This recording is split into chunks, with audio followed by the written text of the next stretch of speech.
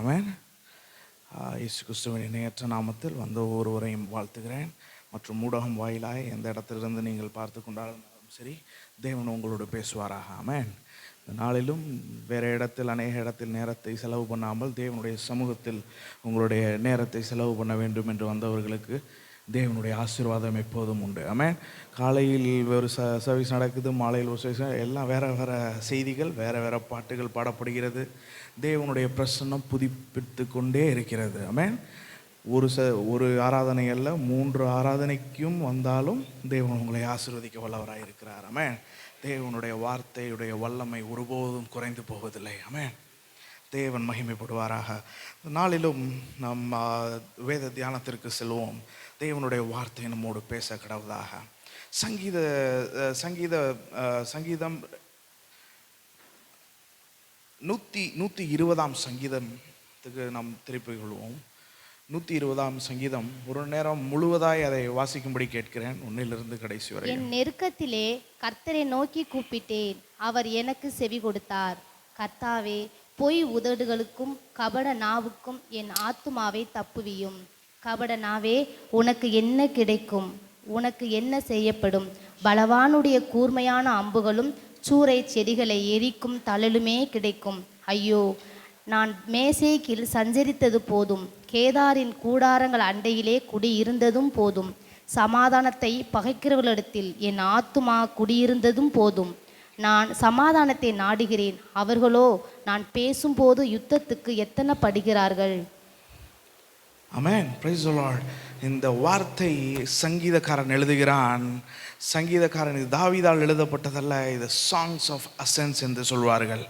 Songs of ascent என்றால் post எக்ஸிலிக், அதாவது அவர்கள் சிறைச்சாலையில் எடுத்து செல்லப்பட்ட பிறகு அவர்களுடைய எருசலேமின் வாழ்வை நினைத்து ஏக்கத்துடன் எழுதுகிற ஒரு காரியமாக காணப்படுகிறது. 120வது சங்கீதம் it's a song of ascent. முதலாவது சங்கீதத்துக்கு ஒரு மேல் லோட்டமாக ஒரு இதை சொல்ல விரும்புகிறேன். 1 41 அதை 5 விதமாக 4 பாகமாக பிரித்து உள்ளார்கள். 1 41 வரைக்கும் தாவீது எழுதின சங்கீதம். 42 72 வரைக்கும் ஆசாப், கோராகின் மற்றும் இன்னும் ஒரு 2 எழுதின சங்கீதம் எழுதியிருக்கிறது. 73 89 வரைக்கும் சாலமோனும் கோராகினும் தாவீதும் எழுதின சங்கீதம் இருக்கிறது. 90 104 வரைக்கும் மோசே எழுதின சங்கீதமும், 73 89 மோசேயும் தாவீதும் எழுதினது. 90 104 வரைக்கும் மோசே மற்றும் ஆசாப் எழுதினது. 107 150 வரைக்கும் அடுத்த கட்டம் தாவீதினால் மற்றவர்களால் எழுதப்பட்டது. இதுலேயும் 107 150 120 134 சாங் ஆஃப் அசென்ட் என்று சொல்லுவார்கள். ஏனென்றால் எந்த பகுதியிலிருந்து ஏறி சென்றாலும் எருசலேம் ஒரு மேடான ஒரு பகுதியில் உள்ளது. அதை ஏறி செல்லும் போது பாடுகிற ஒரு பாட்டாக காணப்படுகிறது. இது முதலாவது அந்த 120 134 வரைக்கும் சாங் ஆஃப் அசென்ஸ். அது ஏறி செல்லும்போது ஆரோகண சங்கீதம் என்று தமிழில் மொழிபெயர்க்கப்பட்டிருக்கிறது. இதை பார்த்தோம் என்றால் சங்கீதம் என்று ஒரு பாடல். மற்ற அநேக புஸ்தகங்களில் நாம் பார்க்கிறோம், நேர்மறையாக அநேக காரியங்களை எழுதப்பட்டிருக்கிறது. ஆங்கிலத்தில் அதை ப்ரோஸ் என்று சொல்லுவார்கள். அதை மற்ற ஒரு காரியத்தில் சொல்ல வேண்டுமென்றால் போயம் என்று சொல்லலாம். இதை நாம் சங்கீதத்தை போயம் என்றால் கவிதை முறையில் எழுதப்பட்ட ஒரு காரியமாக காணப்படுகிறது. கவிதையில் அநேக நேரங்களில் தமிழ் கவிதைகளிலும் நாம் பார்த்திருப்போம், ஆங்கில கவிதைகளும் என்ன ஒரு காரியம் என்றால் உருவகப்படுத்தி சொல்லப்படுகிற ஒரு காரியமாக காணப்படுகிறது. உருவப்படுத்தி சொல்லப்படுகிற காரியத்தின் அற்புதம் என்னவென்றால் அது குறிப்பிட்ட காலகட்டத்தோடு நின்று விடுவதல்ல. அநேக காலகட்டங்களுக்கு வாசிக்கிறவர்களுக்கு எல்லாருக்குமே அர்த்தமாகக்கூடிய ஒரு காரியமாக காணப்படுகிறது. சாங் ஆஃப் அசென்ஸும் அதே போல் ஒரு காரியம்தான். இது ஒரு கவிதை போல் எழுதப்பட்ட ஒரு காரியம். It's a songs. அது ஒரு இசையினுடன் பாடப்பட்ட ஒரு காரியமாக இருக்கிறது, ஒரு பாடலாக பாடப்பட்ட காரியமாக இருக்கிறது. அநேக காரியங்களை நேர்மறையாக சொல்வதும் இருக்கிறது. ஒரு காரியத்தை ஒரு உருவகப்படுத்தி அதை மெட்டாஃபர் என்று சொல்வார்கள், ஃபிகர்ஸ் ஆஃப் ஸ்பீச் என்று ஆங்கிலத்தில் அதை சொல்வார்கள். அதை உருவகப்படுத்துகிறது, ஒரு ஒரு இதை போல் இருக்கிறது என்று சொல்வது இல்லை, அதை கான்ட்ராஸ்ட் பண்ணுறது, இதற்கு எதிராக வைத்து ஒரு இதை சொல்லுவது. இன்னும் ஒரு இது என்றால் அதையே அந்த உருவத்தையே அதை கொடுத்து சொல்வது, இதெல்லாம் அதில் காணப்படுகிறது. ஆனால் இதெல்லாம் அதோட தன்மை, சங்கீதத்தில் உள்ள தன்மை இந்த 120வது சங்கீதத்தில் அருமையாக சங்கீதக்காரன் எழுதுகிறான். அன்பானவர்களே, ஒரு காரியத்தை நாம் புரிந்து கொள்ள வேண்டும். சங்கீதக்காரன் எழுதுகிறதற்கு 3 பக்கங்கள் உண்டு. ஒன்று இஸ்ரவேல் ஜனங்கள் அவர்களே பாடுகிற பாடலாக இருக்கிறது. இரண்டாவது என்னவென்றால், அந்த சங்கீதக்காரன் தனிப்பட்ட வாழ்க்கையில் அவன் பாடுகிற பாடின் நிமித்தம் பாடுகிற பாடலாக இருக்கிறது. சங்கீதத்தில் மிக சிறப்பு வாய்ந்த காரியம் என்னவென்றால், இதுவெல்லாம் கிறிஸ்துவின் வாழ்க்கையில் நடைபெற்ற ஒரு காரியமாக காணப்படுகிறது. கிறிஸ்துவே அதை பாடுகிறதாக காணப்படுகிறது. கிறிஸ்து பாடின பின்பு இந்த வனாந்திர வாழ்க்கையில் நாம் இன்னும் அதே போல்தான் நடந்து கொண்டிருக்கிறோம். நம்மை சுற்றி நடக்கிற அநேக கடினமான நேரங்களிலும் நாமும் அதை பாடுகிறவர்களாக இருக்கிறோம். ஆமென். தனிப்பட்ட விதத்தில் பாடுகிறவர்களாக இருக்கும், சபையாக சேர்ந்து அதை பாடுகிறவர்களாக இருக்கிறோம், கிறிஸ்துவுடன் சேர்ந்து. ஆமென். ஏன் கிறிஸ்துவை முன்வைக்கிறார்கள் அவர்கள் என்றால், சில மதங்களில் சொல்கிறார்கள் தேவன் மனிதனாக வரவில்லை என்று சொல்கிறார்கள். அதற்கான கேள்வி என்றால், தேவன் மனிதனாக வரவில்லை, அவர் எப்படி நமது கஷ்டங்களை உணர்வார் என்று ஒரு கேள்வி இருக்கிறது. ஆனால் எபிரேய புஸ்தகத்தில் அதற்கு அருமையாக பதில் எழுதப்பட்டிருக்கிறது. நாம் இருந்த எல்லா இடத்திலும் தேவனும் பரீட்சிக்கப்பட்டார். ஆமென். எல்லா கஷ்டத்திலும் பரீட்சிக்கப்பட்டார். இயேசு கிறிஸ்து மாத்திரம்தான் கஷ்டமே படக்கூடாத ஒரு நபர். அவர் கஷ்டத்தை ஏற்றுக்கொண்டார். ஆமென். நம்ம கஷ்டப்படுறோம்னா பாவ வாழ்வு நமக்குள்ளே இருக்கிறது, நம்ம சிந்தை உடைந்த ஒரு காரியமாக இருக்கிறது. அநேக குறைவுகளோடு நாம் பாவத்தின் விளைவுகளினால் இருக்கிறோம், நாம் இது பண்ணுகிறோம். ஆனால் அதை கிறிஸ்து பாடும் பொழுது பாவமற்ற ஒருவர் அந்த இடத்திற்கெல்லாம் போயிருக்கிறார். ஆமென். தேவன் வெறுமையாக்கப்பட்டார், அடிமையாக்கப்பட்டார். அது கடைசியாக நான் சொல்லுகிறேன். அதே போல் நம் வாழ்க்கையில் எந்த சூழல் இருந்தாலும் அதை புரிந்து கொள்கிற ஒரு தேவன் ஒருவர் இருக்கிறார். ஆமென். அந்த இதற்கு நமக்கு முன்பாக போய் நாம் பாட வேண்டிய இடத்தை அவர் ஏற்கனவே பாடிவிட்டார். ஆமென். இந்த இடத்துல பார்க்கிறோம் 120வது சங்கீதம். ஒரு முறை கூட 1வது வசனத்தை வாசிக்கும்படி கேட்கிறேன். என் நெருக்கத்திலே கர்த்தரை நோக்கி கூப்பிட்டேன், அவர் எனக்கு செவி கொடுத்தார். Praise the Lord. Amen. என் நெருக்கத்திலே நான் கர்த்தரை நோக்கி கூப்பிட்டேன். Amen. இது ஒரு பழைய ஏற்பாட்டு விசுவாசியுடைய சத்தத்தில் துணிக்கிறது. என் நெருக்கத்திலே நான் யாரை நோக்கி கூப்பிட்டேன்? கர்த்தரை நோக்கி கூப்பிட்டேன். இது ஒரு இசை வடிவமாக காணப்படுகிறது. அநேக இளைஞர்கள் இருக்கிறீர்கள், இசையை படித்து கொள்ள வேண்டும். ஆமென். கிறிஸ்தவ வாழ்க்கையில் வேதத்தில் யூத கலாச்சாரத்திலும் சரி, வேதத்திற்கு அப்புறம் அடுத்த ஒரு காரியம் நீங்கள் வேதத்தில் பார்த்தீர்கள் என்றால் ஆராதனையோடு கூடி வர காரியம் என்னவென்றால் இசையும் பாடலும். இது சேர்ந்தே தான் முழுவதாக வருகிறது. ஆமென். ஆகையால் இளைஞர்கள் இருக்கிறீர்கள், அது ஏதோ ஒரு அந்நிய இதாக பார்க்காம உங்கள் கையில் வைத்திருக்க கருவியை போல் பார்த்து முடிந்த அளவு கற்றுக்கொள்ள வேண்டும். ஆமென். வாசிப்பதற்கு அநேக காரியங்கள், பாடுவதற்கு அநேக காரியங்களை கற்றுக்கொள்ள வேண்டும். தேவனுக்காக பாட வேண்டும். வேதம் முழுவதும் பாடல்களாய் நிரம்பிய ஒரு காரியமாக இருக்கிறது. இசை தேவன் சபைக்கு கொடுத்த ஒரு கிஃப்ட். ஆமென். ஒரு காரியத்தை நாம் மியூசிக்கல் எக்ஸ்பிரஷன் என்று ஆங்கிலத்தில் சொல்வார்கள். இசை மூலமாக நமது emotions we express our emotions through the music. Amen. இசை மூலமாக நாம் தேவனிடத்தில் நம்முடைய உணர்வுகளை கொட்டுகிறோம். இசையினாலே ஒரு உணர்வுபூர்வமான ஒரு காரியமாய் காணப்படுகிறது. நீங்கள் இசை அமைப்பாளர்கள் அநேகர்கள் பார்த்தீங்கன்னா ரொம்ப உணர்வுபூர்வமாக இருப்பார்கள். அவருக்கு இயல்பாகவே அப்படிதான். ஏனென்றால் அதற்கு தேவையான அது ஒரு எமோஷனோட கலந்த ஒரு விஷயமாக காணப்படுகிறது. இந்த நேரத்தில் அதே பாடல் எழுதுகிறவன் சொல்லுகிறான், என் நெருக்கத்திலே நான் கர்த்தரை நோக்கி கூப்பிட்டேன். அவர் என்ன செய்தார்? அவர் எனக்கு செவி கொடுத்தார். முதலாவது என்ற நாளுக்கான தலைப்பு விடுவிக்கும் தேவன். ஆமென். விடுவிக்கும் தேவன் என்ற தலைப்பில் நான் பேசுகிறேன். முதலாவது பாயிண்ட், செவி கொடுக்கும் தேவனாய் இருக்கிறார். ஆமென். இந்த தேவன் செவி கொடுக்கும் தேவனாய் இருக்கிறார். இஸ்ரவேல் ஜனங்கள் அதான் 400 ஆண்டுகள் சிறைப்பட்டு அடிமைப்படுத்தப்பட்டார்கள். அவர்களுடைய ரொம்ப மிக கடினமான முறையில் நடந்து கொண்டார்கள் எகிப்தியர்கள். அதை காணாதவர் போல் இருக்கவில்லை. ஆமென். தேவன் கண்டவர் அதை அதை அதை அதை விசாரிக்க வந்தார். ஆமென். இதையெல்லாம் பார்த்துட்டு வாழ்க்கையெல்லாம் பின் திரும்பி பார்க்கிறான். என் நெருக்கத்தில் எங்கள் முற்பிதாக்கள் கூப்பிட்டார்கள், என் தேவன் கேட்டார். என் முற்பிதாக்கள் கூப்பிட்ட கதையோடு நிற்கவில்லை, என் வாழ்க்கையில் நான் என் நெருக்கத்தில் கூப்பிட்டேன். ஆமென். இந்த தேவன் என் வாழ்க்கையில் வந்து செவி கொடுத்தார். ஆமென். இன்று சபையாய் உட்கார்ந்துருக்கிறீங்க நீங்கள். அநேக நேரங்களில் ஒரு 10 வருடங்களுக்கு முன்பாக, ஒரு 20 வருடங்களுக்கு முன்பாக, அநேகர் 50 வருடங்களுக்கு முன்பாக நீங்கள் தேவனை நோக்கி கூப்பிட்டீர்கள். ஆமென். அவர் செவி கொடுத்த ஒரே காரணத்தினால் தான் இங்கே உட்கார்ந்து கொண்டிருக்கிறீர்கள். ஆமென். அந்த பிரச்சனை உங்களை மூழ்கிவிடும் என்று நினைத்தீர்கள். அதை தாண்டி வர கிருபை செய்த தேவன் ஒருவர் இருக்கிறார். ஆமென். இந்த தேவனை நோக்கி கூப்பிட்டீர்கள், அவர் உங்களுக்கு செவி கொடுக்கிறவராக இருந்தார். Price the Lord. ஆமென். இஸ்ரவேல் ஜனங்கள் முதலாவது சங்கீதக்காரன் பாடுகிறான், ஆண்டவரே நெருக்கத்தில் கூப்பிட்டேன். முதல்ல ஆரம்பிக்கும் போதே அவன் சொல்றான், நன்றி ஆண்டவரே, நெருக்கத்தில் நீர் பதில் கொடுத்தீர்.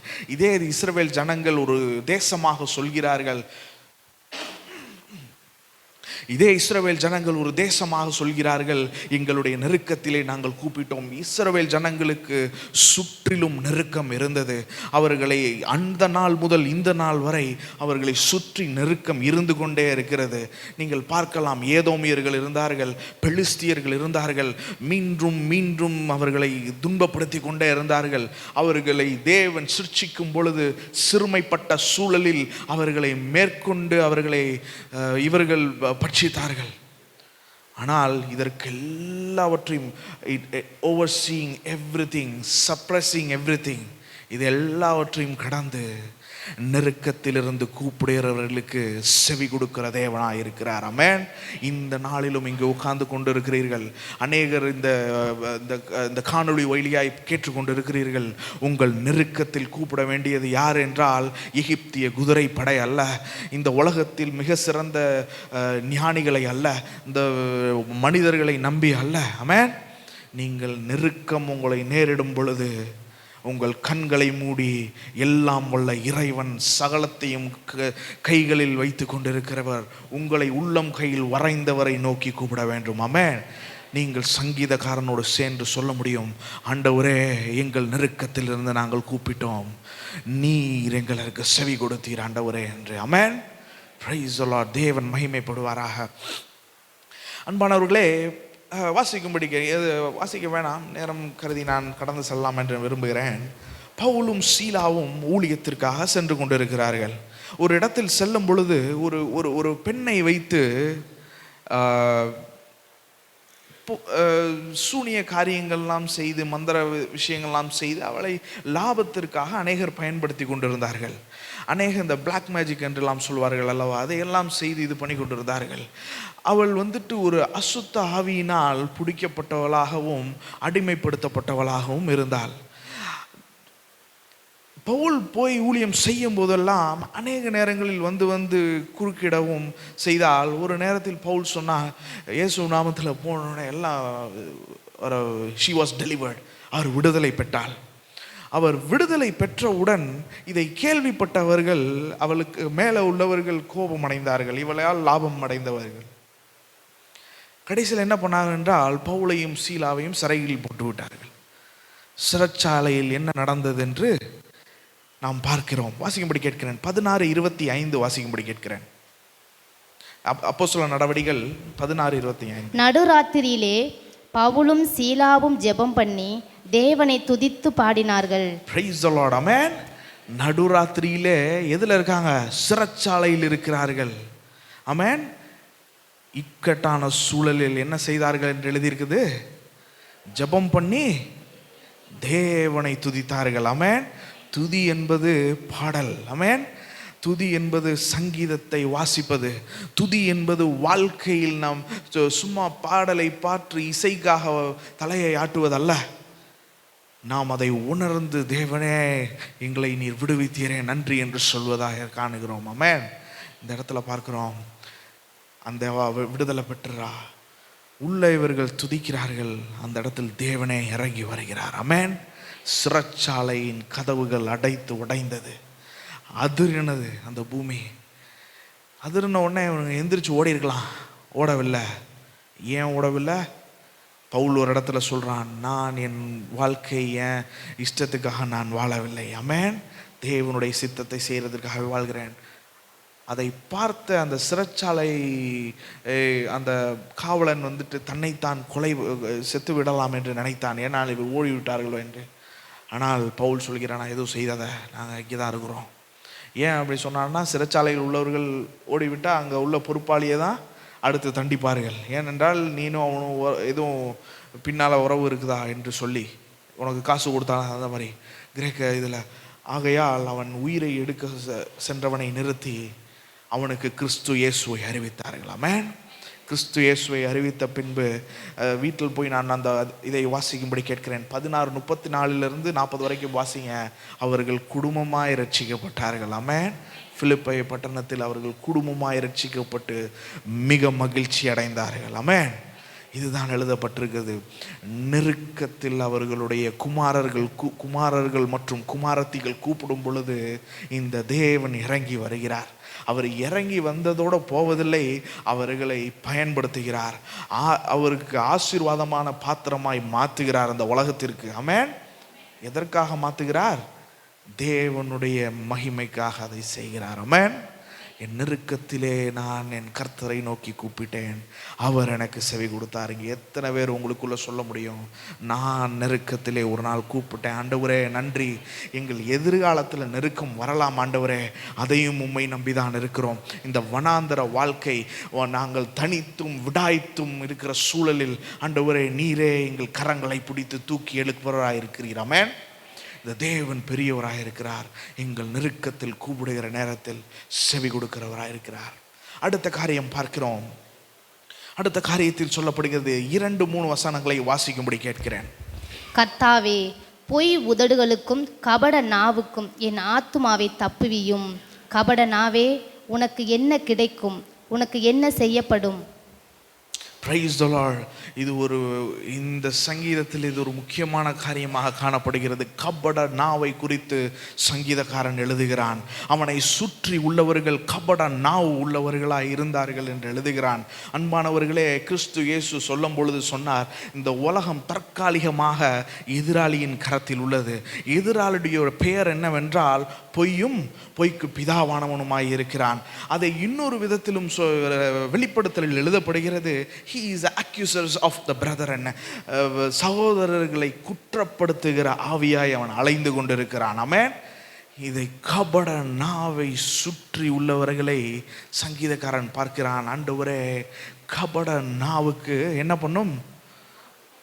என் ஆத்துமாவை விலக்கி காத்துக்கொள்ளும். ஆமென்.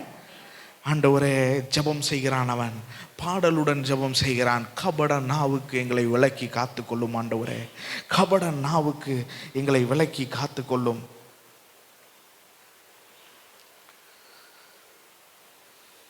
கர்த்தாவே, பொய் உதடுகளுக்கும் கபட நாவுக்கும் என் ஆத்துமாவை தப்புவியும் ஆண்டவரே. பொய் உதடுகளும் கபட நாவும் என்கிற ஒரு காரியம். பொய் உதடு என்றால் என்ன? பொய் உதடுகளை அநேக ரீதியில் சொல்லலாம். இந்த உலகத்தில் நாம் போனோம் என்றால் பொய்யை சுலபமாக கண்டுவிடலாம். அநேக ஆண்டுகளுக்கு முன்பாக பெங்களூரு மாநகரத்தில் ஒரு கடையில் போய் ஒரு பர்ஃப்யூம் ஒன்று வாங்க வேண்டிய ஒரு சூழ்நிலை இருந்தது. வாங்கிவிட்டு வந்தேன். அது ஒரு பெரிய பிராண்டட் அப்படி இப்படி என்று சொன்னார்கள். நண்பரும் வந்திருந்தார். வெளியில் வைத்திருந்தது ஒன்று, உள்ள வேற ஒன்று வைத்து கொடுத்து விட்டார்கள். இது ஒரு இயல்பாக ஒரு சாதாரணமாக நடக்கிற ஒரு காரியமாக காணப்படுகிறது. போய் கேட்ட உடனே, அப்படிலாம் இல்லை, நீங்கள் தான் மாற்றி எடுத்துகிட்டு வந்துட்டீங்க என்று சொன்னார். ஆனால் போயிட்டு நண்பர் ஒருவர் இருந்து பேசி வாங்கி விட்டார் வேற இது. இருந்தாலும் பொய் சொல்லுவது இயல்பாக வருகிற ஒரு உலகத்தில் வாழ்கிறோம். ஆமென். வெளி உலகத்தில் வேஷாதாரிகள் அநேகர்கள் இருக்கிறார்கள். பொய் உதடுகள் உள்ளவர்களின் மத்தியில் வாழ்ந்த ஒருவன் எழுதுகிறான், ஆண்டவரே, பொய் உதடுகளுக்கு எங்கள் ஆத்துமாவை காத்துக்கொள்ளும். கபட நாவு, டிசப்டிவ் மவுத். ரொம்ப சரியான நல்ல காரியத்தை பேசுவது போல் தெரியும், அதற்கு பின்னான காரியங்கள் வேற சூழ்ச்சிகளாக நிறைந்திருக்கும். ஹிப்போக்ரசி என்றால் மாய்மாலம், அதுவும் ஒரு பொய் நாவு தான். வேதம் முழுவதும் அதற்கு எதிராக எழுதப்பட்டிருக்கிறது. மாய்மாலம் என்பது மாய தோற்றம் என்று சொல்லலாம். உள்ளே ஒன்று இருக்கும், மாயமாக மாறி வெளியிலே வேற ஒரு காரியத்தை காண்பிப்பது. மற்ற ஒரு இது என்றால் காசிப் என்று சொல்வார்கள். காசிப், அது என்று மற்றவர்களை பற்றி நாம் அநேக இடங்களில் சொல்வது. இந்த சங்கீதக்காரன் அனுபவப்படுகிறான், என்னை குறித்து அநேக தவறான காரியங்களை பரப்பி வருகிறார்கள், காசிப் பண்ணுறாங்க. அது உண்மையாக இருக்கலாம், பொய்யாக இருக்கலாம், அது அடுத்த காரியம். ஆமென். He is accuser of the brother. இந்த உலகம் எதிரியின் கையில் இருக்கிறது. அதை தான் நம் வாழ்க்கையில் சபைக்கு சொல்கிற காரியம் என்னவென்றால், நம்மை பொய் நாவுக்கு தேவன் நம் ஆத்துமாவை காத்துக்கொள்ள வேண்டும். ஆமென். ஆண்டவரே, கபட நாவுக்கு எங்கள் ஆத்துமாவை காத்துக்கொள்ளும், பொய் நாவுக்கு எங்கள் ஆத்துமாவை காத்துக்கொள்ளும். ஆமென். சங்கீதக்காரன் சொல்லுகிறான், தேவன் அதற்கான ஞானத்தையும் பகுத்தறிவையும் தர வேண்டும் நமக்கு இந்த உலகத்தில் வாழ்வதற்கு. ஆமென். சங்கீதக்காரன் சொல்லுகிறான், இயல்பாகவே வாழ்க்கையில் வாழ்வதற்கு அநேக காரியங்களை சொல்லும் பொழுது ப்ராவர்ப்ஸில் பார்க்கிறோம், நீதிமொழிகளில் பார்க்கிறோம், ஞானி எழுதுகிறான், மூடன் எதையும் நம்புகிறான். ஆமென். மூடன் சொன்னதெல்லாம் நம்புகிறான். ஞானி என்ன பண்ணுறான்னா, அவன் வழியை சீர்தூக்கி பார்க்கிறான், சரியா இல்லையா என்று, அவன் சொன்னது உண்மையா இல்லையா என்று. இது உலகத்தார்களே இது அறிந்த ஒரு காரியம். ஆமென். குரலின் வழியாக அநேக இது சொல்லுகிறார்கள். ஆமென். எப்பொருள் யார் யாரை கேட்பினும் அப்பொருள் மெய்ப்பொருள் காண்பது அறிவு என்று இது உலகத்தாரால் சொல்லப்படுகிற ஒரு காரியமாக காணப்படுகிறது. அநேக நேரங்களில் நம் அறிவை பயன்படுத்தினாலும் அறிவையும் தாண்டி ஆவியானவருடைய கிரியை நம் இருதயத்தில் இருக்க வேண்டும். ஆமென். அறிவை தாண்டி செயல்படுகிற நபர்கள் அநேகர் இருக்கிறார்கள். நமக்கு கண்ணுக்கு முன்பாக அது தேனை போல் பேசிவிட்டு நாம் இல்லாத இடத்தில் வேற எதையே பேசுவார்கள். அதுதான் சொல்கிறான், ஆண்டவரே, கபட நாவுக்கு எங்கள் ஆத்துமாவை காற்றுக்கொள்ளும். இன்னொரு காரியத்தையும் சொல்கிறேன், கபட நாவுக்கு நம் ஆத்துமாவை காத்துக்கொள்வது நாம் ஜெபிக்கிறோம். இந்த இதில் சங்கீதக்காரன் ஜெபிக்கிறான். மற்றொரு காரியத்தை நானும் நீங்களும் செய்ய வேண்டியது என்னவென்றால், ஆண்டவரே, எங்களிடத்தில் பொய் நாவு இருக்கிறதா எங்களை ஆராய்ந்து அறியும். ஆண்டவரே, எங்களிடத்தில் கபட நாவு இருக்கிறதா என்று ஆராய்ந்து அறியும். நாங்கள் எதையும் செய்வதற்காக எதையாவது சொல்கிறோமா என்று எங்களை ஆராய்ந்து அறியும். ஆமென். எங்களால் யாரும் பாதிக்கப்படக்கூடாது. ஆமென். இந்த இது இரண்டு பக்கமும் போகிறது. அவன் சொல்கிறான், பொய் நாவை என்னை விட்டு தூரப்படுத்தும், என்னிடத்திலிருந்து பொய் நாவை தூரப்படுத்தும். ஆமென். பொய் நாவை என்கிட்ட இருக்கக்கூடாது, என்னிடத்தில் வரவும் கூடாது. Amen. Praise the Lord. Hypocrisy, deceit, gossip, அது குறை கூறுகிறவர்கள் சாத்தானுடைய ஊழியத்தை செய்கிறார்கள் என்ற அர்த்தம். ஆமென். மற்றவர்கள் குறையையே பார்த்து கொண்டு வந்தோம் என்றால் சாத்தானுக்கு ஊழியம் செய்கிறோம் என்ற அர்த்தம். நாம் இங்கே ஊழியம் செய்ய வந்தது யாருக்கென்றால், நம்மை ரட்சித்த தேவனுக்கு. ஆமென். கிறிஸ்து இயேசு கட்டி எழுப்பினார். அவரிடத்தில் வந்தவர்களுடைய வாழ்க்கை மாறினது. நம்மிடத்தில் வர்றவர்களுடைய வாழ்க்கை மாற வேண்டும். ஆமென். Praise the Lord. அதெல்லாம் சொல்லுகிறான், என் ஆத்துமாவை காத்துக்கொள்ளும். எங்களிடத்தில் அந்த பாவம் இருக்கக்கூடாது, அந்த பாவத்திற்கு நாங்கள் பலியும் ஆகக்கூடாது. ஆமென். அதுதான் சங்கீதக்காரனுடைய ஜெபம். இங்கே உள்ள எல்லா சகோதர சகோதரிகளாக இருக்கிறீங்க, என்னை விட மூத்த தகப்பன் தாயாராக இருக்கிறீங்க, நம்ம சபையாய் சேர்ந்து குடும்பமாய் கேட்க வேண்டிய ஒரு காரியம், ஆண்டவரை ரட்சித்ததற்கு நன்றி. பொய் நாவை எங்களை விட்டு அகற்றும், கபட நாவை எங்களை விட்டு அகற்றும், எங்கள் ஆத்துமாவை காத்து கொள்ளும் ஆண்டவரே என்று கேட்க வேண்டும். ஆமென். Praise the Lord. அதுக்கடுத்து இதில் பொய் நாவு என்று அதோட விட்டு விட முடியாது. ஃபால்ஸ் டாக்டரினும் அதில் தான் வருகிறது. ஆமென். பொய் நாவு என்றால் அநேக மதங்கள் இருக்கிறது இல்லையா, அநேக உண்மைக்கு மாறானது எல்லாமே பொய் தான். உண்மை எல்லாமே தேவனுடையது. அதை ஆங்கிலத்தில் சொல்வார்கள், all truths are God's truth அப்படி என்று சொல்வார்கள். எல்லா உண்மையும் தேவனுடைய உண்மையாய் காணப்படுகிறது. உண்மைக்கு மாறானதெல்லாம் சாத்தானுடைய ஒரு காரியமாகவும் அறியாமையிலிருந்து புறப்படுகிற ஒரு காரியமாக காணப்படுகிறது. இந்த டாக்டரின் பார்த்தீர்கள் என்றால், கிறிஸ்து இயேசுவுக்கு இயேசுவின் தெய்வீக தன்மையும் மனித தன்மையும் இல்லை என்று சொல்கிறவர்கள் பொய் நாவு உடையவர்களாக இருக்கிறார்கள். ஆமென். அவர்கள் அறிந்தோ அறியாமலோ பொய்யான இடத்தில் உட்கார்ந்து இருக்கிறார்கள். அநேகர் வந்துட்டு மிக டிசப்டிவ் மவுத், மிக அவர்கள் பேசும்போது ஒரு ஸ்லிப்பரிங் ஸ்லோப்பாக தெரியும். நன்றாய் பேசுறது போல் இருக்கும், ஏதோ ஒரு இடத்துல தவறு இருக்கிறார்கள். அநேகர் சிலை வழிபாடுக்கு முன்பாக இருக்கிறார்கள். சிலை வழிபாடு என்றோடனே மற்ற மதங்களை நாம் பார்க்க தேவையில்லை, நம் வாழ்க்கையிலே நாம் அதை பார்க்கலாம். ஆமென்.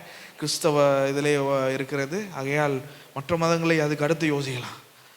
அநேக பொய் உதடுகள், பொய் நாவுகள், பொய் அனுபவங்கள் இந்த இடத்தில் நாம் பார்க்கிறோம். இதற்கு எல்லாவற்றுக்கும் தூரப்படுத்த வேண்டும். ஆமென். தேவன் நம் கண்களை திறந்து தேவன் சத்தியம் என்னவோ அது என்னவென்று அறிய பண்ணி யாவரையும் இங்கே உட்கார செய்திருக்கிறார். ஆமென். அதற்கே தேவனுக்கு மகிமை செலுத்த வேண்டும். அடுத்த காரியம் பார்க்கிறோம். அடுத்து 5 வரைக்கும் வாசிக்கும். அதிலே 3 வசனம் வாசிக்கும்படி கேட்கிறேன். கபட நாவே, உனக்கு என்ன கிடைக்கும்? உனக்கு என்ன செய்யப்படும்? பலவானுடைய கூர்மையான அம்புகளும் சூறை செடிகளை எரிக்கும் தழலுமே கிடைக்கும். நான் சொன்னேன் அல்லவா, உணர்வு பூர்வமாக எழுதப்படுகிற காரியம்.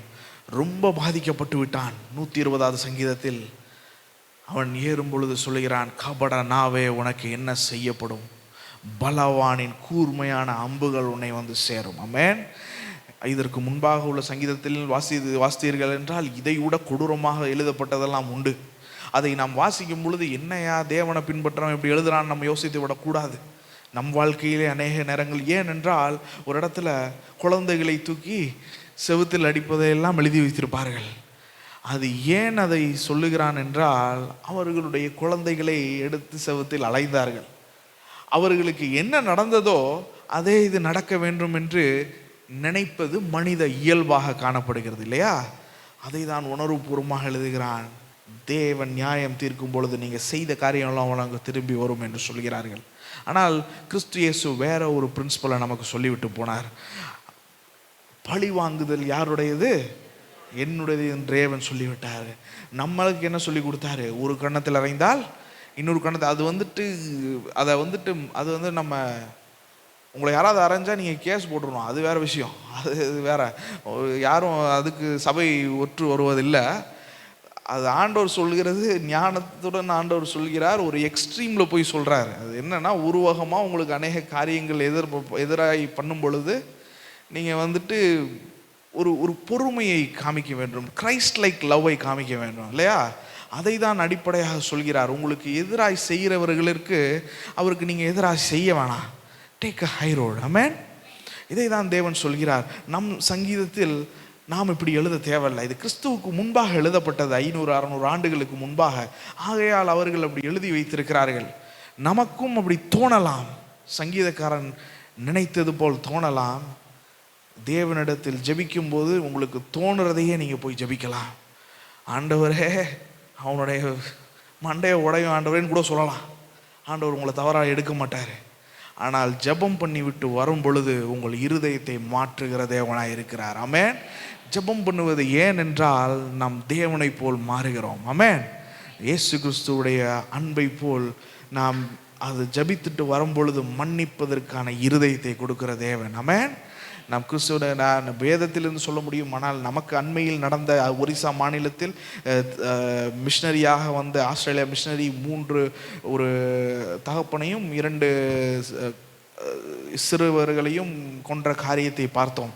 அதை அவர்களுடைய மனைவி சொன்னார், நான் இந்த காரியத்தை அரங்கேற்றினவர்களை நான் மன்னிக்கிறேன் என்று சொன்னார். ஆமென். இது மனிதனால இயலாது. மனிதனாக இருந்த சங்கீதக்காரனாக இருந்தால் என்ன சொல்லியிருப்பான்? ஆண்டவரே, அவர்களுடைய பிள்ளையை கூட்டு போய் இன்னொரு காரை வச்சு எரிச்சு விட்ருவோன்னு சொல்லியிருப்பான். ஆனால் கிறிஸ்துவின் அன்பினால் இழுக்கப்பட்ட ஒருவர் எழுதுகிறார். கோர்ட்டில் அன்றைக்கி வாஜ்பாய் தான் பிரைம் மினிஸ்டராக இருந்தார். உடனடியாக அதற்கு செயல்பாடு எடுத்தார்கள். அன்றைக்கி நடந்த நிறைய பேர் சிலர் இருக்கிறார்கள், நம்ம சபையிலிருந்தெல்லாம் பிரச்சாரம் பண்ணோம், போயிட்டு எதிராக இது பண்ணோம். மன்னிக்கிறேன் என்று சொன்னார். ஆமென். அந்த மன்னிப்பு என்பது ஏனென்றால் ஏன் அது நடக்கிறது? நம்மை ஒருவர் மன்னித்தார். ஆமென். நம் அவருக்கு விரோதமாய் செய்த காரியங்களை இரத்தாம்பரமும் சிவப்புமாய் சிலுவையில் தொங்கி நம் பாவங்களை மன்னித்தார். ஆமென். நம்மை அவரை போல் மாறும்படிக்கு அவர் எதிர்பார்க்கிறார். Praise the Lord. ஆமென். ஆகையால் தான் இந்த இடத்துல நிறையா பார்க்குறோம். நிறைய இதை கேட்டு பயந்துராதீங்க. அது எல்லாம் வந்துட்டு அவர்களுக்கு நடந்தது இன்னொருத்தருக்கு எதிராளிக்கு நடக்க வேண்டும் என்கிற ஒரு எண்ணத்தினால் அதை சொல்லப்படுகிறது. வேற ஒன்றும் அது இல்லை. It's a consequence. உனக்கு அந்த பொய் நாவுக்கு எதிராய் சொல்லுகிறான். ஆனால் பொய் நாவுக்கு எதிராய் தேவன், இவர்கள் அமைதியாக இருக்கலாம், இவர்கள் வழிபடுகிற தேவன் அமைதியாக இருக்க போவதில்லை. ஆமென். அந்த பொய் நாவுக்கு எண்ணத்தை செலுத்த வேண்டுமோ அதை தேவன் சரியாக செலுத்துவார். Praise the Lord. ஆமென். தேவன் மகிமைப்படுவாராக. இது வந்துட்டு இந்த பொய் நாவும் டிசப்டிவ், இந்த அவர்கள் அவன் வாழ்ந்த காலமும் சரி, நாம் வாழ்கிற காலமும் சரி, அநேக இடத்தில் நம்ம அப்படி இருக்கலாம். ஆனால் இதற்கு மத்தியிலும் தேவன் நமக்கு கிருபை செய்வார். அவர்களை நேசிக்கவும் கிருபை செய்வார், அவர்களை மாற்றுவதற்கும் தேவன் வல்லவராய் இருக்கிறார். ஆமென். அடுத்து 5-7 வரைக்கும் வாசிக்கும்படி. ஐயோ, நான் மேசேக்கிலே சஞ்சரித்தது போதும், கேதாரின் கூடாரங்கள் அண்டையிலே குடி இருந்ததும் போதும், சமாதானத்தை பகைக்கிறவர்களிடத்தில் என் ஆத்துமா குடி இருந்ததும் போதும். நான் சமாதானத்தை நாடுகிறேன், அவர்களோ நான் பேசும்போது யுத்தத்துக்கு எத்தனைப்படுகிறார்கள். Price the Lord. ஆமென். அவன் சொல்லுகிறான், ஐயோ, நான் மேசேக்கில் சஞ்சரித்தது வீண், கேதாரின் கூடாரங்களில் வாசமாயிருந்தது போதும். அன்பானவர்களே, ஒரு ஐயோ என்பது ஒரு ஒரு உச்சத்தில் போய்விட்டான். அவனால் ஏற்றுக்கொள்ளவே முடியவில்லை. நான் அறிந்த ஒரு கேள்விப்பட்ட ஒரு விஷயம், ஒரு குழந்தை அநேக நாட்களுக்கு முன்பாக நான் பகிர்ந்த ஞாபகம் இருக்கிறது. அது இங்கு பகிர்ந்த நான் மற்ற ஒரு இடத்தில் பகிர்ந்த நான் எனக்கு ஞாபகம் இல்லை. ஒரு சிறுமி இருந்தால் அவள் போதகரிடம் போய் இப்படியாக சொன்னாள், uncle, I want to tie, நான் மறிக்க விரும்புகிறேன் என்று சொன்னார். போதவர் கேட்ட உடனே, என்னம்மா நீ வாழ வேண்டிய பிள்ளை இப்படி சொல்கிறியே அப்படின்ட்டு, நான் இருக்கிற இடத்தில் என்னை ரொம்ப மோசமாக நடத்துகிறாங்க. நான் பிறந்த உடனே எங்கள் தாய் தகப்பன் இழந்தேன். நான் வந்துட்டு எங்கள் சொந்தக்காரர்களால் தான் வளர்க்கப்பட்ட இடத்தில் மிகுந்த கடுமையான சூழலில் வளர்க்கப்பட்டேன். நான் பிறந்ததின் நிமித்தம் இறந்தார்கள் என்று சொல்லி எந்த நல்ல காரியத்தையும் என்னிடத்தில் தெரிவிப்பதில்லை. நான் ஒரு அவசகுணமான ஒரு ஆள் என்று நினைத்து கொண்டார்கள். ஆகையால் இது மட்டும் இல்லாமல் என்னை மற்றவர்களை போல் நடத்துகிறதில்லை, அதை விட மோசமான ஒரு நிலையில் நடத்துகிறார்கள். I don't want to live in this world. I want to go home to be with the Lord. ஆனால் இந்த நேரத்தில் தான் இதே மாதிரி ஒரு சூழலில் தான், இதை விட கொடுமையான ஒரு சூழலில் சங்கீதக்காரன், ஐயோ, மேசேக்கில் நான் சஞ்சரித்தது வீண், கேதாரின் கூடாரங்களில் நான் வாசமாயிருந்தது வீண். ஆமென். மேசேக் என்றால், மேசேக் என்கிறது ஒரு இடம். அந்த இடத்தில் உள்ள நபர்கள் எல்லாம் யுத்தம் செய்து கருணையற்றவர்களாய் நடந்து கொள்கிறவர்கள், இரக்கமற்ற ஒரு காரியத்தை அரங்கேற்றுகிறவர்கள், அநியாயத்திற்கு துணை போகிறவர்கள், எல்லாம் பொய்க்கும் தகப்பனாய் இருக்கிறவர்கள், எல்லா அவர்கள் இல்லாதவர்களிடத்திலிருந்து புடுங்கி கொள்கிறவர்கள்,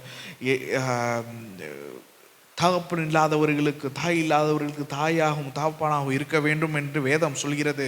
அதற்கு எதிராய் நடக்கிறவர்கள். இவர்களின் மத்தியில் தேவனுடைய சிட்டி, தேவனுடைய நகரமாகிய எருசலேமை விட்டு தள்ளி இருக்கிற ஒரு சூழல், ஐயோ, கேதாரின் கூடாரங்களில் வாசமாயிருந்த நேரமெல்லாம் வீணாய் போய்விட்டது. அநேக நேரங்களில் நம் வாழ்க்கையில் இந்த சூழலில் இருந்து என் நேரமெல்லாம் வீணாய் போய்விட்டது என்று நினைக்கிற ஒரு நேரம் உண்டு. ஆமென். அதே போல் தான் நினைக்கிறான், கேதாரின் கூடாரங்களில் வாசமாயிருந்தது வீண். ஆண்டவரே, மேசேக்கில் நான் சஞ்சரித்தது வீண். கேதாரின் கூடாரம் என்றால் இதே போல் அரேபிய இடத்தில் உள்ள ஒரு காரியம்.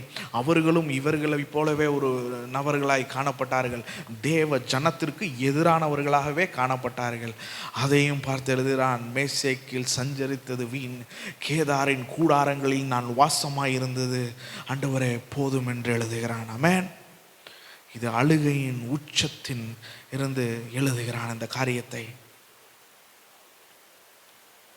அடுத்த இடத்தில் பார்க்கிறோம், நம் வாழ்க்கையில் நாம் அநேக நேரங்களை இழந்தது உண்டு. ஆமென். கேதாரின் கூடாரங்கள் உண்டு.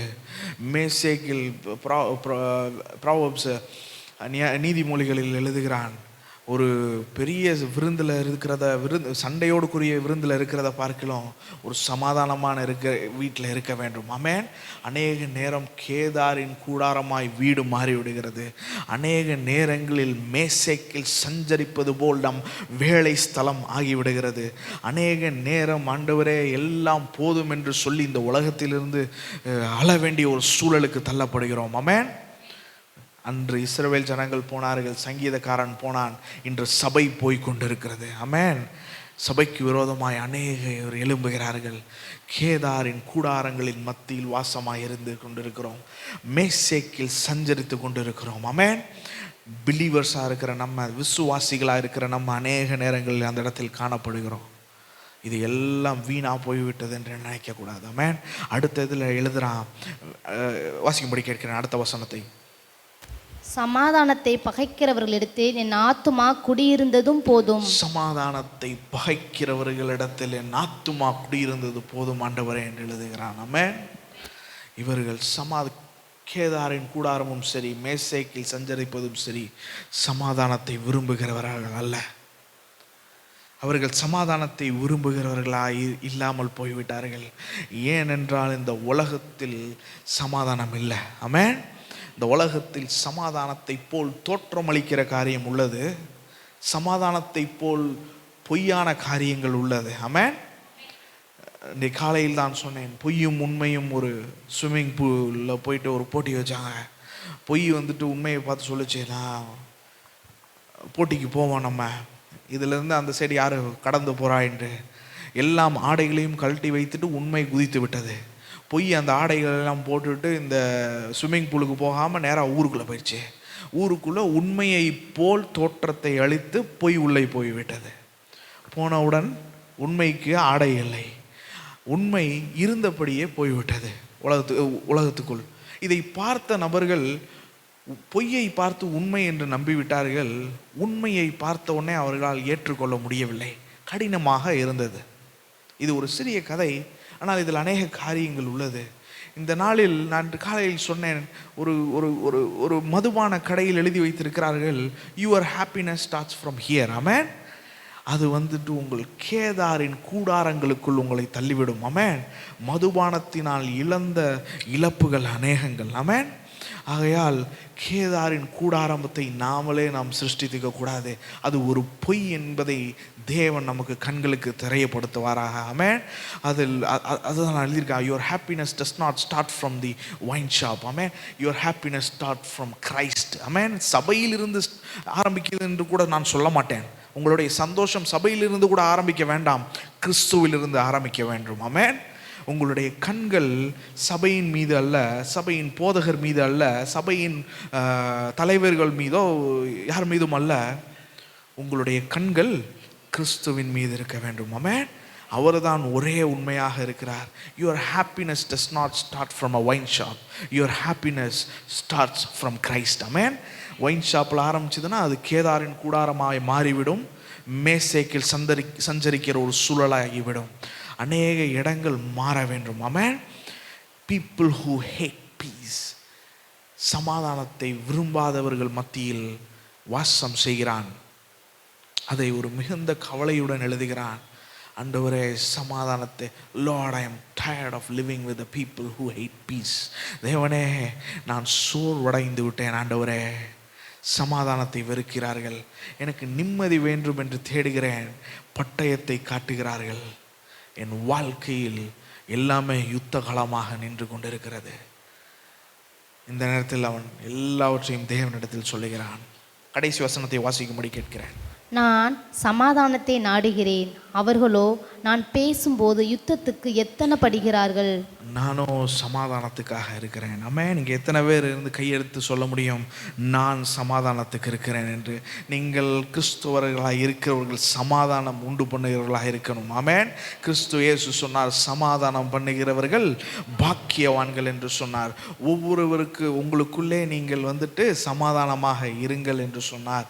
சபைக்குள் ஒரு சமாதானம் இருக்க வேண்டும். வேறுபட்ட கருத்துக்களை தாண்டி ஒரு நபரை நேசிக்க முடிய வேண்டும். ஆமென்.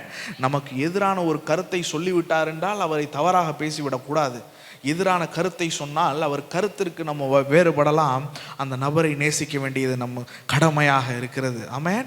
இந்த இடத்துல அவன் சொல்லுகிறான், வெளியிலிருந்து பார்க்குறான், இந்த சபையிலும் நமக்கு அனுபவம் அப்படிதான் இருக்கும். இந்த வனாந்திர வாழ்க்கையில், இந்த விடாய்த்த அனுபவங்களில் நாம் இறுதி வரைக்கும் இந்த சங்கீதத்தை பாட வேண்டிய ஒரு சூழல் இருக்கும். இந்த உலகத்தை விட்டு செல்லும் வரைக்கும், ஆண்டவரே நீங்கள் கடைசி நேரத்தில் கூட அது சொல்ல வேண்டிய நேரம் வரும். ஏன் சொல்கிறேன் என்றால், இந்த உலகம் விழப்பட்ட ஒரு உலகமாக இருக்கிறது. ஆமென். ஆனால் இதை நீங்கள் தாண்டி போகவீங்க எந்த நேரத்தில்னா, என்னிடத்தில் சமாதானம் உண்டு என்று தேவன் சொல்கிறார். ஆமென். அவரிடத்தில் நாம் போய் சேரப்போகிறோம். அவரிடத்தில் சமாதானம் இருக்கிறது. ஆமென். The peace that surpasses all understanding, எல்லா புத்திக்கும் எட்டாத சமாதானத்தை தருகிற தேவனாய் இருக்கிறார். ஆமென். இந்த உலகத்தில் நமக்கு சமாதானம் இல்லை. அநேக நேரங்களில் நம்முடைய சமாதானம் மனிதர்கள் மேல் வைத்தோம் என்றால் சமாதானம் இருக்காது. ஆமென். உதாரணத்துக்கு சொல்ல வேண்டும் என்றால், நம்ம ஒரு காரியம் செய்கிறோம், மனிதர்கள் அதை ஏற்றுக்கொள்ள வேண்டும் என்று செய்தால் சமாதானமாய் அதை செய்ய முடியாது. ஒரு காரியத்தை மனிதர்களை ப்ளீஸ் பண்ண வேண்டும் என்று செய்தால் அவர்களை ஏற்றுக்கொள்ள முடியாது. இன்று ஒரு மாதிரி இருப்பார்கள், நாளை ஒரு மாதிரி இருப்பார்கள். அது மனிதனுடைய தன்மையாய் காணப்படுகிறது. ஆமென். ஆகையால் இந்த இடத்துல சொல்கிறான், ரொம்ப கொடுமையான ஒரு இடத்துல சொல்கிறான், சமாதானத்துக்கு இருக்கிற எனக்கு எதிராக இருக்கிறாங்க. தேவன் இடத்துல சொல்கிறான், நம்மளும் அதுதான் சொல்கிறோம், ஆண்டவரே நாங்கள் சமாதானத்துக்கு இருக்கிறோம், ஆனால் பட்டயங்கள் வருகிறதே என்று சொல்கிறான். அந்த பட்டயம் வந்தாலும் உங்கள் இருதயத்தில் சமாதானம் இருக்கும். ஆமென். பட்டயத்தை நிறுத்தவும் அவரால் முடியும். பட்டயத்தை நீட்டினாலும் நம் இருதயத்தில் சமாதானத்தை தருவதற்கு அவரால் முடியும். ஆமென். இந்த சங்கீதத்தை இது பார்த்தோம். முதலாவது விடுதலையை பற்றி சொன்னான், இரண்டாவது பொய் நாவை தள்ளி வைக்கும்படி சொன்னான், மூன்றாவது சமாதானத்தை தேடுகிறவனாக இருந்தான். நாம் சமாதானத்தை தேடுகிறவர்களாக இருக்க வேண்டும். கடைசியாக நேரம் ஆகிவிட்டு இருக்கிறது. கடைசியாக சொல்கிறேன், இந்த சங்கீதம் கிறிஸ்துவே பாடுகிற ஒரு சங்கீதமாய் இருக்கிறது. கிறிஸ்து இயேசு இந்த உலகத்திற்கு வந்தார். அநேக காரியங்களிலிருந்து தேவன் அவரை விடுவித்தார். ஆனால் அநேக நேரங்களில் இயேசு கிறிஸ்து கேதாரின் கூடார் அவரை சுற்றி பொய் நாவுகள் இருந்தன. ஆமென். அவரையே பொய் சொல்லிதான் சிலுவைக்கு அழைத்து சென்றார்கள். பொய் ஜெயித்தன, உண்மை அன்றைக்கு உடையில்லாமல் நின்றது. இந்த தேவன் இந்த இதை சொல்கிறார், பொய் நாவு தேவனே டயர்டாகி சொல்கிற காரியம் அது. கிறிஸ்துவே பாடுகிற காரியமாய் காணப்படுகிறது. தேவனே பொய் நாவை தள்ளி வையும். இயேசு கிறிஸ்துவிடத்தில் பொய் எதுவுமே இல்லை. மாய்மாலத்துக்கு எதிராக பேசினார். கடைசியாக அந்த இதில் பார்த்தோம் என்றால் உண்மையை சொன்னார். கடைசியில் அந்த இதில் சொல்கிறார், he longed for peace. அவர் அவரை சுற்றி உள்ளவர்கள் அவரை பட்டயத்தை வைத்து கொன்றார்கள். ஆமென். இது தேவனால் அனுமதிக்கப்பட்ட ஒரு காரியம். இது ஏன் தேவன் அதற்கு போனார் என்றால், நீங்கள் போகின்ற ஒவ்வொரு காரியத்தையும் அவர் அறிந்து வைத்திருக்கிறார். ஆமென். உங்களுடைய வழி அவருக்கு அறியாததல்ல, உங்களுடைய நினைவுகள் அவர் அறியாததல்ல. ஆமென். உள்ளம் கையில் உங்களை வரைந்து வைத்திருக்கிறேன் என்று சொல்லுகிற தேவனாய் இருக்கிறார்.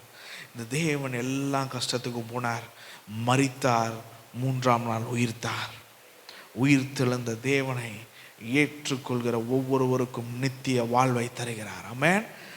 புத்தி கெட்டாத சமாதானம் வேண்டும் என்று நினைக்கிறவர்கள், வருத்தப்பட்டு பாரம் சுமக்கிற யாவரும் என்னிடத்தில் வாருங்கள் என்று சொன்னார்.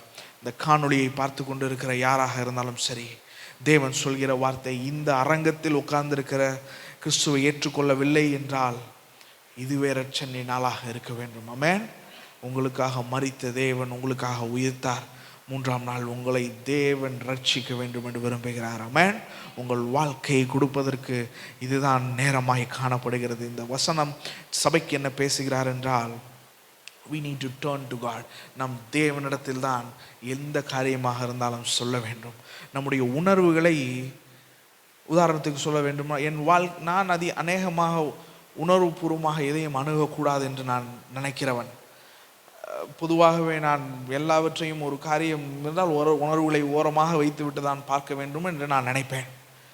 ஆனால் தேவனிடத்தில் வரும்போது அப்படி அல்ல. தேவனிடத்தில் நீங்கள் எப்படி இருக்கீங்களோ அப்படி போய்விடணும். ஆமென். இன்னும் ஒரு பக்கத்தில் சொன்னால், என்னிடத்தில் யாராவது வந்தால் கொஞ்சம் கவலையாக இருந்தாலும் எனக்கு அதிகமாக அதை எப்படி அணுகுவது என்று எனக்கு பெரிய அளவில் அதை முடியாத ஒரு காரியமாக, பிரியமில்லாத ஒரு காரியமாக கூட இருக்கலாம். உங்கள் பக்கத்தில் உட்கார்ந்திருக்கிறவர்களோ, உங்களுக்கு அறிந்தவர்களோ, உங்கள் தாயோ தகப்பனோ, அவர்களிடத்தில் நீங்கள் எக்ஸ்பிரஸ் பண்ணுற எமோஷனை, கோபத்தையோ அவர்கள் புரிந்து கொள்ள முடியாமல் இருக்கலாம். ஆமென். ஆனால் கிறிஸ்து இயேசு உங்களை எப்படி வர சொல்கிறார் என்றால், நீங்கள் இருப்பது போல் வர சொல்கிறார். ஆமென். உங்கள் இருதயத்தை எல்லாம் அவர் முன்னால் கொட்டிருங்க. ஆமென். அன்னாள் அதை தான் செய்தால். சிறுமைப்படுத்தினார்கள் அவளை அவமானப்படுத்தினார்கள். அவள் செய்த ஒரு காரியம் என்னவென்றால், மனிதரிடத்தில் போய் அழல, வேற யார்ட்டையும் போய் அழல, நேராக போய் ஆலயத்தில் விழுந்து கிடந்துட்டா. ஆமென். ஆலயத்தில் போய் தேவனிடத்தில் போய் அழுத ஒரு காரியத்தை நாம் பார்க்கிறோம். தேவன் அன்னாளின் கொம்பை உயர செய்தார் என்று வேதம் எழுதியிருக்கிறது. இங்கே இருக்கிற ஒவ்வொருவருக்கும் அதுதான் செய்தி. நெருக்கத்தில் நீங்கள் கூப்பிடும்போது தேவன் உங்களுக்கு உதவி செய்வார். பொய் நாவுகளை உங்களை விட்டு அகற்றுவார். சமாதானத்தை உங்களுக்கு தருவார். ஆமென். இது இஸ்ரவேல் சங்கீதக்காரன் சொல்கிறான். இஸ்ரவேல் ஜனங்கள் அவர்களின் இன்னுமே அந்த பாடலை பாடிக்கொண்டிருக்கிறார்கள். சபை இயேசு கிறிஸ்து அந்த பாடலை பாடினார். சபை பாடுகிறது. தனிப்பட்ட வாழ்க்கையில் ஒவ்வொருவரும் அந்த பாட்டை பாடிக்கொண்டுதான் இருக்கிறோம். ஆமென். உங்கள் வாழ்க்கையில் அநேக நேரங்கள் தேவனிடத்தில் தனித்து இருக்கிற வேண்டிய அனுபவம் வேண்டும். இயேசு கிறிஸ்துவோடு இருக்கிற வளருகிற அனுபவம் வேண்டும். ஆமென். இயேசு கிறிஸ்துவை போல் மாறுகிற ஒரு அனுபவம் வேண்டும். ஆமென். 10 வருடத்துக்கு முன்பாக இருந்ததும் இன்று இருக்கிறதும் ஒரே மாதிரி இருக்கிறது என்றால், you are in a stagnation. நீங்கள் கட்டி வைக்கப்பட்ட தண்ணியை போல் இருக்கக்கூடாது. ஆமென். ஆறை போல் இருக்க வேண்டும். அதான் எசேக்கியேல் புத்தகத்தில் இன்னைக்கு பார்த்தோம். கிறிஸ்து இயேசுவை அவன் பார்க்கிறான், ஜீவ ஊற்றாய் பார்க்கிறான். அந்த ஜீவன் நதியாய் பார்க்கிறான். அது போகும் இடமெங்கும் ஆரோக்கியப்பட்டு பிழைக்கும். ஆமென். ஆரோக்கியப்பட்டு பிழைத்தவர்கள் இருக்கிறோம். உங்கள் வாழ்க்கையில் ஆரோக்கியம் அடையாத காரியங்கள் ஆரோக்கியம் அடையும் இயேசுவின் நாமத்தினால். ஆமென். கண்களை மூடி நாம் ஜெபம் செய்வோம். Price the Lord. சர்வ வல்லமை உள்ள ஆண்டவரே, பரலோக பிதாவே, உம்முடைய பிரசன்னத்தில் நாங்கள் உமது பிள்ளைகளாய் கூடி வந்திருக்கிறோம். ஆண்டவரே, நீர் எங்களுக்காக தந்த வசனங்களுக்கு நன்றி. நீர் எங்களோடு பேசின வார்த்தைகளுக்கு நன்றி. ஆண்டவரே, எங்களை விடுவித்த தேவன், பவுலையும் சீலாவையும் பயன்படுத்தின தேவன். ஆண்டவரே, எங்கள் இருதயத்துக்குள் பாடலை தாரும். ஆண்டவரே, நாங்கள் உமக்காய் பாட வேண்டும். ஆண்டவரே, பொய் நாவுகளை எங்களை விட்டு அகற்றி வையும். ஆண்டவரே, கபட நாவுக்கு எங்கள் ஆத்துமாவை காத்துக்கொள்ளும். ஆண்டவரே, ஆண்டவரே, மேசேக்கில் சஞ்சரித்த காலமும், ஆண்டவரே, கேதாரின் கூடாரங்களில் வாசமாயிருந்த காலத்தையும் திரும்ப எங்களுக்கு தாரும். ஆண்டவரே, ஆசீர்வதித்து அதை தாரும். ஆண்டவரே, அந்த நாட்கள் வீணாய் போகக்கூடாது. கற்றுக்கொண்ட காரியங்களை கற்றுக்கொள்ள வேண்டும். ஆண்டவரே, நாங்கள் சமாதானத்தை விரும்புகிறோம். ஆண்டவரே, உமக்காய் சமாதானமாய் வாழ வேண்டும் என்று விரும்புகிறோம். எங்கள் பக்கத்தில் கத்தி வந்து நிற்கக்கூடாது. கத்தியே இருந்தாலும் அதன் மத்தியிலும் சமாதானமாக இருக்க எங்களுக்கு கிருபை தாரும். ஆண்டவரே, வந்த யாவருக்காகவும் ஜெபிக்கிறேன். ஆண்டவரே, அவர்களுடைய தேவை என்னதென்று நான் அறியேன். ஆவியானவராய் இருக்கிற நீர் எல்லாவற்றையும் ஆராய்ந்து அறிகிற தேவன். ஆண்டவரே, நீர் அவர்களுக்கு பதில் கொடுக்கிற தேவனாய் இருக்கிறீர். ஆண்டவரே, பொருளாதாரமாக இருக்கட்டும், ஆண்டவரே, இமோஷனல் சப்போர்ட்டாக இருக்கட்டும், ஆண்டவரே, மற்ற விதமான எந்த விதமான ஒரு காரியமாக இருக்கட்டும், ஆண்டவரே, நீர் அறிகிறவராய் இருக்கிறீர். அவர்கள் எந்த துறையில்னாலும் உமக்கு மகிமைக்கு இருக்கிறவர்களாக இருக்கட்டும், அந்த துறையில் நீர் மகிமைப்படுவீர் என்று நாங்கள் நம்புகிறோம். ஆண்டவரே, எங்களை நீர் ஆசீர்வதியும். நாங்கள் ஆசீர்வதிக்கும் வழியாய் நீர் மகிமைப்படும். ஆண்டவரே, மீதியான யாவற்றையும் உம்முடைய கரத்தில் கொடுக்கிறோம். இந்த வாரம் முழுவதும் எங்களை நடத்தும். உம்முடைய வார்த்தை எங்களோடு பேசட்டும். நீர் உறவாடும். எங்கள் இருதயத்தின் தியானமும் நாவின் வார்த்தையும் உமக்கு பிரீதியாயிருக்கட்டும் ஆண்டவரே. மீதியானதை யாவற்றையும் இடத்தில் ஒப்புக் கொடுக்கிறேன். இயேசு கிறிஸ்துவின் இணையற்ற நாமத்தில் ஜெபிக்கிறேன். ஆமென். என் ஆத்துமாவே கர்த்தரை ஸ்தோத்ரி, என் முழுவலுமே பரிசுத்த நாமத்தை ஸ்தோத்ரி. என் ஆத்துமாவே கர்த்தரை ஸ்தோத்ரி, கர்த்தர் செய்த சகல உபகாரங்களையும் மறவாது. பிதாவாகிய தேவனுடைய கிருபையும் குமாரனாகிய கிறிஸ்து இயேசுவினுடைய அன்பும் பரிசுத்த ஆவியானவருடைய அந்யோன்யம், ஐக்கியம், கிருபை, சமாதானம், சந்தோஷம் நாம் அனைவரோடும் இன்றும் எப்போதும் எல்லாரோடும் இருப்பதாக. ஆமென். Praise the Lord.